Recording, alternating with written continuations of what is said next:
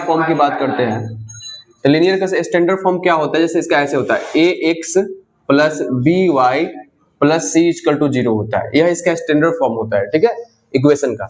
अब क्या होता है, इसमें दो इक्वेशन होता है, लीनियर इक्वेशन में दो इक्वेशन होता है, कितना होगा, दो इक्वेशन होगा। तो जब दो इक्वेशन होगा तो हम लोग क्या कर देते हैं, यहाँ पे 1 लगा देते हैं, 1, इसको इक्वेशन 1 मान लेते हैं। और एक हमारे पास और होगा तो उसको a2 ले लेंगे, क्या ले लेंगे, 2, तो a2x plus b2y plus c2 equal to 0 ले लेंगे, ये हमारा सेकंड इक्वेशन हो गया। तो इस तरह से हमारे पास दो इक्वेशन होता है। अब यहाँ पे a b c जो है ये कांस्टेंट पार्ट होता है, कौन सा पार्ट होता है, जैसे a b c जो हमको दिखाई दे रहा है, ये सब को क्या कहते हैं, कांस्टेंट पार्ट बोलते हैं, कांस्टेंट होता है, ठीक है। तो कांस्टेंट का मतलब यहाँ पे कोई अंक होगा, कोई नंबर होगा, उसकी बात हो रही है, ठीक है। कांस्टेंट का मतलब कोई डिजिट होगा वहां पे, ठीक है। अब बात बनता है कि देखिए हमारे पास जो मैंने बगल में लिखा है, मेरे पास जो 4 मेथड लिखा हुआ है, ग्राफिक मेथड हो गया, आपके पास सब्स्टिट्यूशन मेथड हो गया, एलिमिनेशन हो गया, क्रॉस मल्टीप्लिकेशन जो मेथड आपको दिखाई दे रहा है, ये जो चारों मेथड्स है ना, ये तभी सॉल्व होगा किसी भी लीनियर इक्वेशन में जब वह एक कैरेक्टर को फुलफिल्ड करेगा, ठीक है। अब वो क्या क्या कैरेक्टर हो सकते हैं, सॉल्यूशन कैरेक्टर होता है, समझिए पहले बात, वो आप कोई भी नंबर जो यहाँ पर लिखा हुआ है वह इक्वेशन कब उसमें आप x और y का वैल्यू फाइंड कर सकते हैं, तो उससे पहले आपको चेक करके देखना पड़ता है कि क्या वह इक्वेशन जो दिया हुआ है, दो इक्वेशन आपके पास, वह दोनों इक्वेशन आपके सॉल्व करने लायक है या नहीं है। तो उसके क्या मेथड होता है, पर देखिए इसके आगे का जो हमारे पास होता है उसको हम लोग ऐसे लिखते हैं, a1 by a2 equal to b1 by b2 is equals to c1 by c2। ये हमारा कुछ प्रोसेस है जी, इससे हम लोग क्या पता करते हैं, इससे हम लोग चेक करते हैं कि ये जो इक्वेशन यहाँ पर दोनों दिया हुआ है उसका सॉल्यूशन जो निकलेगा, उसका जो x और y का जो वैल्यू आएगा वह कितना होगा। दूसरा चीज, जैसे ग्राफ पे अगर हम प्लॉट करते हैं तो ग्राफ पे उसका जो प्लॉटिंग होगा वह किस टाइप का होगा, उसका मेथड को हम लोग यहाँ पे जानने की कोशिश करते हैं। तो अब जो यहाँ पर जो आप देख रहे हो इस तरह से तीनों, मतलब क्या है, इसके आगे वाला का बराबर, अगर इस तरह से देखें तो अगर तीनों का तीनों बराबर हो जाता है तो फिर इस केस में क्या होता है, इसका बहुत सारा सॉल्यूशन होता है, इसे लोग मेनी सॉल्यूशन बोलते हैं, मेनी सॉल्यूशन होता है, मतलब इसमें एक्स वाई का जो वैल्यू आएगा वो बहुत ज्यादा आ सकता है, कुछ भी आ सकता है, it's not be important, many solution होगा।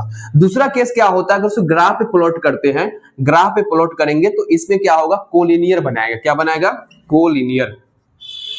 कोलिनियर का मतलब क्या होता है, कोलिनियर का मतलब एक ही लाइन पर, जैसे मान लीजिए ये वाला इक्वेशन, जैसे मैंने अभी जस्ट कुछ देर पहले आपको बताया कि कैसे ग्राफ पे आप प्लॉट कर रहे थे, तो ग्राफ पे जब आप प्लॉट करोगे तो ग्राफ पे आपका दो इक्वेशन का दो ग्राफ बनेगा, दो आपका लाइन बनेगा, और दोनों लाइन जब एक ही लाइन पर ओवर कम करेगा, जैसे मान लीजिए एक ही लाइन पे इक्वेशन 1 भी आया और इसी लाइन पे इक्वेशन 2 आ गया, तो इसी को हम लोग क्या बोलते हैं, कोलिनियर बोलते हैं, मतलब एक ही लाइन पर दोनों है। क्लियर हो गया बात है यहाँ पे। तो फिर इस केस में क्या होगा, x का y का जो वैल्यू है वह कुछ भी आ सकता है, उसको हम मेनी सॉल्यूशन का मतलब है वो हमें पता नहीं चल सकता है, कुछ भी हो सकता है जो उस पे उस लाइन पर जुड़ा हुआ है, इसलिए इसको बोलते हैं मेनी सॉल्यूशन, ठीक है। दूसरा जो हमारे पास जो इंपॉर्टेंट पार्ट्स है वह बनता है कि जैसे अभी तीनों बराबर था, एक ऐसा केस हो सकता था कि a1 बाई, इसको थोड़ा मिटा देते हैं, a1 by a2 is equals to b1 by b2 is not equal to c1 by c2। अब यहां पर क्या हो गया कि यहां पे एक केस बन गया। अब यहां पे क्या हो रहा है भाई, समझो यहां पर क्या हो रहा है ना कि a1 by a2, b1 by b2 और तीसरा वाला पार्ट बराबर नहीं है c1 by c2, मतलब ये दोनों का रेशियो बराबर होगा लेकिन तीसरा वाला का रेशियो बराबर नहीं होगा। तो फिर इस केस में सॉल्यूशन कैसा निकलेगा, इसका कोई सॉल्यूशन नहीं हो सकता, इसको no any solution, no any solution. अब मैंने ऐसा क्यों बोला भाई, नो एनी सॉल्यूशन, सॉल्यूशन तभी संभव है जब दोनों लाइन, मतलब दोनों इक्वेशन आपस में एक दूसरे को क्या करेगा, इंटरसेक्ट करेगा, काटेगा, और जब तक वो नहीं काट रहा है तब तक आप उसका सॉल्यूशन संभव है नहीं। तो यहां पर जो लाइन होता है पैरेलल होता है, क्या होता है, पैरेलल, पैरेलल होता है, याद रखेंगे, ठीक है। क्लियर हो गया बात है यहाँ पे। तो पैरेलल का मतलब होता है जैसे मान लीजिए एक लाइन ये है सीधा और ये भी लाइन ऐसे सीधा चला गया, मान लीजिए हमारा इक्वेशन 1 है, ये हमारा इक्वेशन 1 है और ये हमारा इक्वेशन 2 का मतलब एक ग्राफ है, तो फिर देखा जाए दोनों आपस में क्या एक दूसरे के सामने सामने मतलब लीनियर है, तो फिर यहां पे क्या हो जाएगा, यह पैरेलल हो जाएगा। तो फिर पैरेलल जब हो जाएगा तो फिर इस केस में जो है आप इसका सॉल्यूशन फाइंड नहीं कर सकते हैं, इसलिए हम इसे बोल सकते हैं नो एनी सॉल्यूशन, ठीक है। तीसरा पार्ट जो हमारे पास बनता है, तीसरा पार्ट जो हमारे पास बनता है वो क्या है, तीसरा पार्ट हम ले लेते हैं इस साइड में, ठीक है। तीसरा पार्ट हमारे पास कुछ ऐसा भी हो सकता है कि हमारे पास कुछ ऐसा हो जाए a1 by a2 is not equal to b1 by b2, मतलब शुरू वाला ही बराबर ना हो। यहाँ पे तीनों बराबर हो रहा था, यहाँ पे शुरू का दोनों बराबर था, तीसरा बराबर नहीं था। इस केस में क्या हुआ कि शुरू वाला ही बराबर नहीं, मतलब a1 बटा a2 not equal to b1 बटा b2।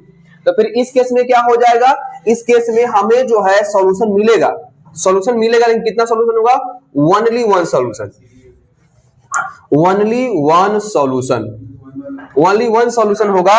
और इस पे ग्राफ पेपर पर अगर प्लॉट करते हैं तो यह क्या करेगा, इंटरसेप्ट करेगा। इंटरसेप्ट का मतलब है एक दूसरे को काटेगा, ठीक है, इंटरसेप्ट होगा, इंटरसेप्ट, ठीक है। इंटरसेप्ट का मतलब है एक दूसरे को क्रॉस करेगा, कुछ ये लाइन मान लो ऐसे जा रहा है, दूसरा ऐसे आ रहा है, तो ये दोनों जहां पे कटेगा वहीं पे एक्स और वाई का क्या होगा, हमारा वैल्यू फाइंड होगा। कुछ इस तरह से आपके पास जो है तीन अलग अलग तरह से आप जो है फाइंड कर सकते हैं कि किसका सॉल्यूशन हम निकाल सकते हैं, किसका सॉल्यूशन हम नहीं निकाल सकते। दूसरा केस जो इंपॉर्टेंट है समझते हैं, एक क्वेश्चन में आ गया आपको, ठीक है, तो यह दोनों हमारे लिए इंपॉर्टेंट नहीं होता है, यह दोनों जो है यहां से क्वेश्चन आएगा नहीं, आपको क्वेश्चन यहां से पूछा जाता है, ठीक है। जब ये वाला जब हमारे पास सेक्शन हमारे सामने इक्वेशन में दिख जाता है तब जाकर के हम इसका मेथड हमारे पास सॉल्व करने का होता है। चार मेथड से हम इसको सॉल्व कर सकते हैं, जिसमें ग्राफिकल मेथड्स हो गया, सब्स्टिट्यूशन मेथड हो गया, एलिमिनेशन हो गया और आपके पास क्रॉस मल्टीप्लिकेशन हो गया, ठीक है।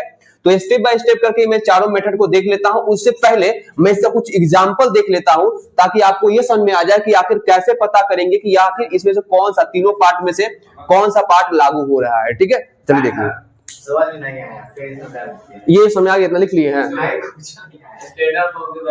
लिख दिए आप सब, ये इतना आप उतारे हैं, उतार लिया है ना, बस बस उतार लिया है ना आप। चलिए अब एग्जांपल देखेंगे, वहां समझ आपको आएगा, ठीक है।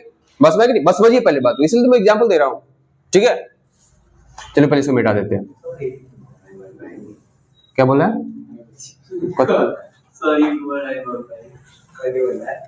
सॉरी प्रोडक्शन का पढ़ाइएगा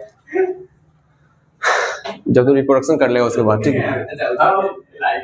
देखो भाई, देखो यहाँ पे, देखो समझते हैं, समझिए आप, देखो क्या है ना कि यहाँ पे जो दो इक्वेशन है इसको मैं कुछ इस तरह से लिख देता हूं, जैसे मैं लिख दिया 2x plus 5y plus 5 equal to, मैंने 0 लिख दिया। मैं दूसरा इक्वेशन लिख देता हूं यहाँ पे 4x plus 10y minus 10 equal to लिख देता हूं 0। देखो भाई ये इसी टाइप से सेम टू सेम है, कभी कभी इसी को लोग इधर कर देता है तो इधर 5 हो जाता है, बराबर करके 5 में लिख देता है, बस में आगे नहीं पाता है। अब देखो भाई हुआ क्या है, यहाँ पे कुछ खास काम नहीं हुआ, बस एक ही काम हुआ है, ये जो स्टैंडर्ड फॉर्म मैंने उसी टाइप से इसको लिख दिया स्टैंडर्ड फॉर्म में। यहाँ x के आगे वाला देखो a1 है, ये वाला b1 कहलाएगा और ये वाला c1 कहलाएगा, उससे ये वाला यहाँ पर है, ये हमारे पास a1 a2 b2 और ये वाला c2 है, ठीक है। बस में आ गया, शांत रहिए, हल्ला नहीं करिए, वीडियो खराब हो रहा है, ठीक है। बस में आ गया, तो ये a1 b1 c1 समझ में आ गया, ठीक है। अब आगे समझते हैं। अब बात बनता है कि क्या यह सॉल्यूशन इसका हम निकाल पाएंगे, ये जो हमारे पास चार सॉल्यूशन यहाँ पर लिखा हुआ है कि चार मेथड से हम सॉल्व कर सकते हैं एक्स और वाई का वैल्यू, क्या हम उसे निकाल सकते हैं। चलिए पहले चेक करके देख लेते हैं। तो चेक करके देखने के लिए हमें क्या करना है, इसके आगे वाला a1, तो a1 का मतलब 2/4 लिख दिया, फिर बराबर का साइन दे देता हूं, यहाँ 5/10 में लिख देता हूं, फिर बराबर का साइन दे देता हूं, 5/-10 लिख देता हूं। तो अगर हम देखें इसको काट करके तो ये कट जाएगा, तो ये हो जाएगा 1/2 इज इक्वल टू, इसको भी काटिएगा तो 1/2 आएगा, इसको भी काटिएगा तो 1/2 आएगा, लेकिन क्या चीज में आएगा, माइनस में आएगा। तो अगर देखा जाए तो यह और यह दोनों इक्वल है, लेकिन ये वाला इक्वल नहीं है क्योंकि इसका पार्ट यहाँ माइनस में दिया हुआ है। तो इसका मतलब समझिए, जब दो आपस में इक्वल हो अब तीसरा इक्वल नहीं होता है तो फिर इसका मतलब जो केस मैंने लिखाया था आपको 2 नंबर केस जो मैंने आपको बताया था, जिसमें मैंने ये लिखा था a1/a2 is equals to b1/b2 is not equal to c1/c2, वह केस यहाँ पर लागू हो रहा है, जिस वजह से हम कह सकते हैं कि इसमें x और y का वैल्यू आप नहीं फाइंड कर सकते। क्यों फाइंड नहीं कर सकते, क्योंकि यहाँ पर जो लाइन होगा वो हमारा कैसा लाइन होगा, पैरेलल लाइन होगा, ठीक है। तो जब तक एक दूसरे को कट नहीं करेगा तब तक आप x y की वैल्यू नहीं निकाल सकते। क्लियर हो गया बात यहाँ पे। चलिए तो इसको मिटा देते हैं, अब बस में आ गया होगा, ठीक है। दूसरा केस समझ लेते हैं, दूसरा केस एक और, हाँ इसका यूज कहाँ पे करना है, इसका यूज मतलब जब पूछा जाता है कभी कभी आपसे कि भाई इसका कितना सॉल्यूशन होगा तो वहां पे इसका यूज करते हैं। दिया रहेगा, हाँ दिया रहेगा। तो क्या बोल रहा हूँ, हमने क्यों बोला कि लगी तू आ रहा है? ए शांत रही बोल, शांत रहो, कुत्ता पाने लगा नहीं करो।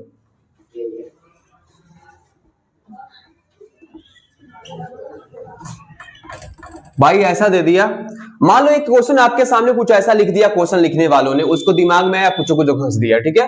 अब क्या हुआ कि हमें चेक करके देखना है कि भाई ये जो क्वेश्चन लिखा हुआ है इक्वेशन 1 और इक्वेशन जो 2 दिया हुआ है, क्या इसका कितना सॉल्यूशन होगा, हमें निकाल के चेक करना है। तो चलो पहले देख लेता हूं, -2/6 लिख देता हूं, माइनस यहाँ पे क्या करता हूं, -4 + 4/12 लिख देता हूं, यहाँ पे लिखता हूं -4/, मैं -12 लिख देता हूं। मैं इसको काटूंगा कट जाएगा, मैं इसको काटूंगा कट जाएगा, ये भी कट जाएगा, ठीक है। ये काटेगा तो 1/3 आएगा, इसको काटेंगे तो 1/3 होगा, इसको भी काटेंगे तो 1/3 होगा। देखा जाए सब तीनों बराबर हो गया, और जब तीनों का तीनों हमारा इक्वल हो जाता है तो इसको हम बोलते हैं मेनी सॉल्यूशन। इसका मतलब हुआ इसमें एक्स वाई जो होगा वो कॉलिनियर होगा, दोनों एक ही लाइन पर जो है सो एक दूसरे को मतलब चिपका देगा, ठीक है। तो फिर इसके से बोल दो डायरेक्ट कि भाई साहब इसका मेनी सॉल्यूशन है। तो इससे भी हम लोग यूज नहीं करते हैं बिना वजह के, हम लोग तीसरा जो पार्ट आया था उसका यूज करते हैं, उसी के अनुसार मैं यहाँ पे सॉल्व करूंगा अभी एक जस्ट इक्वेशन। तो चलिए शुरू करते हैं तीसरा वाला पार्ट, ठीक है। तो हमारे पास ठीक है, तो हमारे पास एक और लास्ट दिया हुआ है, चलिए उसे देख लेता हूं पूरा अच्छा से। मैंने यहां पर लिख दिया 2x + 3y = लिख दिया 5। मैंने यहां पर लिख दिया x - 2y, 2y = लिख दिया 10। मतलब दिमाग में कुछ भी आया लिख दिया मैंने, ठीक है। यहाँ 15 कर देते तो ज्यादा अच्छा आएगा, तब ज्यादा मजा आएगा, ठीक है। अब देखो भाई आपके सामने दो इक्वेशन दिया हुआ है यहाँ पर, और दोनों इक्वेशन का निकालना है x y का वैल्यू। आप कैसे निकालोगे? बहुत आसान है, ठीक है। हम कुछ नहीं करना है, सबसे पहले हम चेक करके देख ले कि आखिर इसका सॉल्यूशन निकलेगा या नहीं। आसानी से मालूम चल जाएगा, यहाँ 2 है, यहाँ 1 है, यहाँ 3 है, यहाँ 2 है, मतलब निकलेगा 1 सॉल्यूशन होगा, क्योंकि यह इंटरसेप्ट होगा। क्लियर हो गया बात यहाँ पे? अब आते हैं इसमें से कौन सा मेथड हम पहले यूज करते हैं। ग्राफिकल मेथड के लिए आप ग्राफ पेपर यूज करोगे, जो जस्ट मैंने कुछ देर पहले बताया। आप अभी हम यूज करेंगे सब्स्टिट्यूशन मेथड, ठीक है। चलिए देखते हैं, हम सॉल्व करने जा रहे हैं सब्स्टिट्यूशन मेथड से। आप सब्स्टिट्यूशन मेथड का मतलब क्या है पहले ये जान लीजिए। इसमें दो इक्वेशन में से कोई एक इक्वेशन को उठाना है, उसको छोटा करना है, सब्स्टिट्यूट करना है, छोटा करने का काम करना है। मतलब एक साइड x को रखना है, अब बाकी सभी को दूसरे इक्वल के दूसरे साइड लेकर के चला जाना है। मतलब कैसे, देखो आप सोचो, मैं इसमें से क्या करता हूं, इसको सब्स्टिट्यूट करता हूं, ठीक है। ये ज्यादा आसान लग रहा है, ठीक है। तो हम क्या करते हैं, x माइनस यहाँ पे जो है x - 2y = लिखा हुआ है 10। तो यहाँ पे लिखना पड़ेगा v सब्स्टिट्यूट, हमको ये बात को लिखना पड़ेगा। v सब्स्टिट्यूट करने जा रहे हैं किसे, सब्स्टिट्यूट इक्वेशन 1 नहीं 2, हम इक्वेशन 2 का सब्स्टिट्यूट करने जा रहे हैं, इस बात को लिखेंगे यहाँ पे। तो सब्स्टिट्यूट का मतलब चलो देखते हैं, x इस वाले को उठा के उधर ले जाइए, तो 10 ये माइनस में इधर आके जाएगा +2y। देखो इधर क्या बचा, सिर्फ x बचा या सिर्फ y बचे। हमें ऐसा काम करना है कि भाई इधर एक ही वेरिएबल हो, बाकी सब इधर चला जाए। आप चाहो तो y को भी ले सकते हो, याद रखना इस चीज को। हम इसे ऐसे भी लिख सकते हैं, हम मन किया कि नहीं हम x को उधर भेज देते, ले जाओ x को, तो 2y 10 और ये वाला प्लस में है -x। अब इस 2 को भगाओ यहां से, तो y = हो जाएगा 10 - x, ये मल्टीप्लाई में इधर आकर डिवाइड -2 ऐसे लिख देंगे। मतलब या तो इधर x होगा या तो इधर y होगा, दोनों में से कोई एक ही रहेगा इधर। ये बस में आ गया। चलिए अब आगे समझते हैं, अब मैसेज छोड़ देते हैं, कोई दिक्कत नहीं, ऐसे रन लो, ठीक है। अब क्या करते हैं, हम जो वैल्यू आया है इसको इक्वेशन 3 मानेंगे, ऐसे लिख देंगे इक्वेशन 3, और यहाँ पे एक स्टेटमेंट लिखेंगे, बहुत खतरनाक वाला नहीं, छोटा लिखेंगे, ठीक है। यहाँ पे लिखेंगे क्या, यहाँ पे लिखेंगे substituted value of y, substituted value of y put करना है किसमें, पुट इन इक्वेशन फर्स्ट। देखो भाई आप 2 वाले में नहीं डाल सकते, तो 2 से ये पैदा हुआ है, सिंपल सी बात है। 2 से पैदा हुआ तो 2 में फिर कैसे जाएगा, जिससे निकला उसको कैसे घुसेगा, तो गलती बात है यहाँ पे। तो आप क्या करो, पहले वाले में डालो। अगर पहला को सब्स्टिट्यूट कर रहे हो तो दूसरे वाले में डालो। ये बात में आ गया, ठीक है। तो हम क्या कर रहे हैं, पहले वाले पुट कर रहे हैं। तो देखो भाई यहाँ पे क्या है, 2x + 3y, जहां पर देखो यही y है ना, इसी y के जगह पे इतना लिख दीजिए, ठीक है। तो हो जाएगा क्या, ब्रैकेट से घेर देंगे 10 - x बाई ऐसे -2 = हो जाएगा 15। ये बात समझ आ गया, ठीक है। अब आगे क्या करते हैं, सॉल्व करना है, बस सिंपल बात है। अब 2x प्लस मल्टीप्लाई कर दो, मल्टीप्लाई कर प्लस माइनस हो जाएगा, यहाँ पे माइनस लिख दो, ये हो जाएगा कितना 30 -3x, ठीक है। ये प्लस था, यहाँ माइनस था, प्लस माइनस माइनस हो गया, ठीक है। बस में आ गया, ठीक है। अब यहाँ नीचे हो जाएगा 2, क्लियर। अब बात समझिए, इज इक्वल टू 15 में लिख देता हूं यहाँ पे। अब क्या करता हूं, इस दोनों को सॉल्व कर लेता हूं। दोनों को जब सॉल्व करिएगा, इसको इसके साथ सॉल्व करिएगा तो कुछ ऐसे आप लिख दीजिए, इससे सॉल्व करिएगा तो 2 टू जा कितना हो जाएगा 4। तो हम कुछ ऐसे लिख सकते हैं इसे 4x माइनस 30। अब देखो यह माइनस माइनस क्या हो जाएगा, यहाँ पे प्लस हो जाएगा, प्लस 3x और नीचे क्या हो जाएगा हमारे पास 2 इज इक्वल टू जाएगा 15।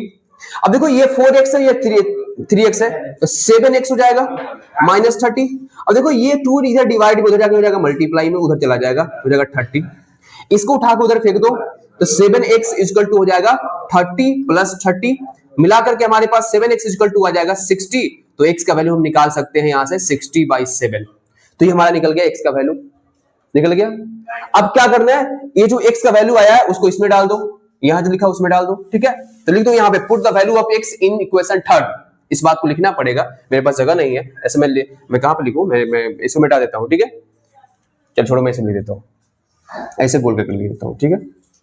मैं यहाँ पे क्या कर दिया, मैं लिख देता हूं सब्स्टिट्यूट वैल्यू। तो y इक्वल टू क्या हो जाएगा हमारे पास 10 माइनस यहाँ पे कितना है 60/7 बाई -2।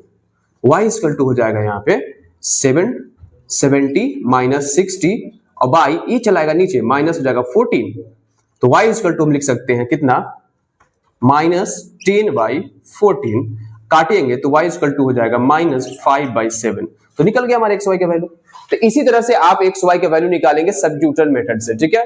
ऐसे ही क्वेश्चन आपका पूरा का पूरा एक एक्सरसाइज है जो आपसे बन जाएगा। उसके बाद हम दूसरा एक्सरसाइज शुरू करेंगे जो कि आपका आएगा एलिमिनेशन मेथड, उससे बताएंगे, ठीक है।